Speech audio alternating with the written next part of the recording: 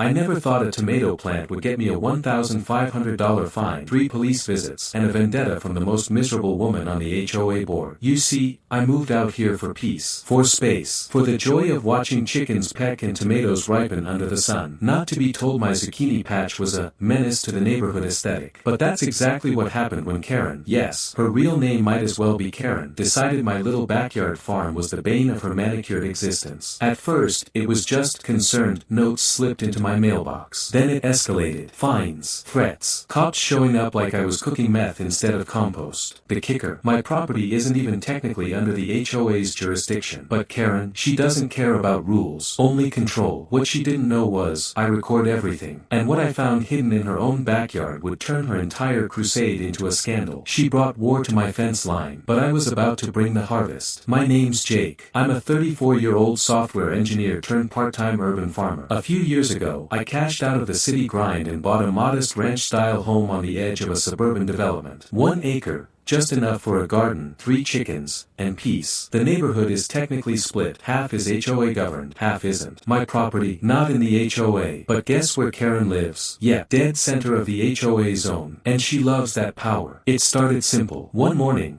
I found a typed note taped to my mailbox. Your roosters are disruptive. This is a family neighborhood. I don't own roosters. 2 days later, another note. The smell of livestock is infringing on communal enjoyment. I use odorless compost. Chickens clean as a whistle. The notes got bolder. And then, one afternoon while I was pruning heirloom tomatoes, I saw her. Karen. Blonde bob, yoga pants, and a clipboard like it was a weapon. She was taking pictures of my yard. I walked up calmly.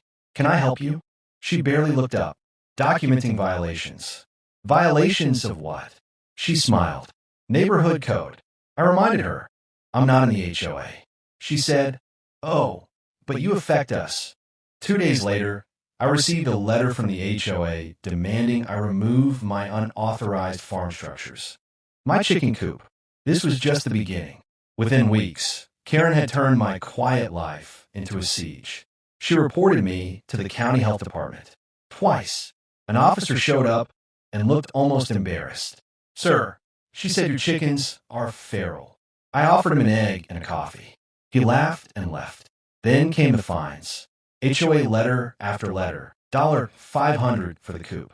$300 for excessive vegetation. $700 for non-conforming property usage. I called their office. Explained I wasn't a member. They replied, Karen submitted a petition. Claims your house is within the influence radius. Influence radius? Next came sabotage. One morning, I found my compost bins overturned. Another day, my irrigation hose had been sliced. I installed cameras. Sure enough, Karen, at 2:17 a.m., in a hoodie, creeping around my property line with scissors. I submitted the footage to the sheriff's department. They warned her. She responded by calling the cops on me. Said I was harboring dangerous animals. 3 squad cars. For chickens. The officer, same one as before, sighed. Jake, I'm sorry. We're obligated to check it out. The chickens clucked politely as he left. Karen wasn't acting alone, either. 2 other HOA board members started showing up. Measuring things. Inspecting. I found them with measuring tape near my fence. When I confronted them, they said, we're surveying for community compliance. I said, this isn't your jurisdiction. They smiled. Yet, that night I decided enough. I started digging into Karen's history. And what I found, well, it changed everything. Turns out, Karen had been in 3 HOA lawsuits in the last 5 years. Each time, she pushed past her jurisdiction, targeted properties, and, get this, was caught embezzling funds once. She settled privately. I dug deeper. Public records. A friend who's a real estate attorney helped me understand the bylaws. I wasn't just free from the HOA, I was immune to their enforcement. But Karen had signed multiple fraudulent citations with forged signatures from supposed board votes. That was criminal. So I planned a little harvest festival. Just a small invite-only get-together on my property. But I also invited someone special, the local news. A friend's cousin, looking for a neighborhood drama piece. The event went off perfectly.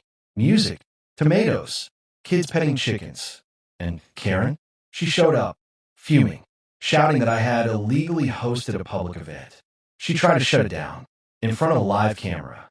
And I handed the reporter a folder, footage of her vandalizing my property, police reports, and forged HOA documents.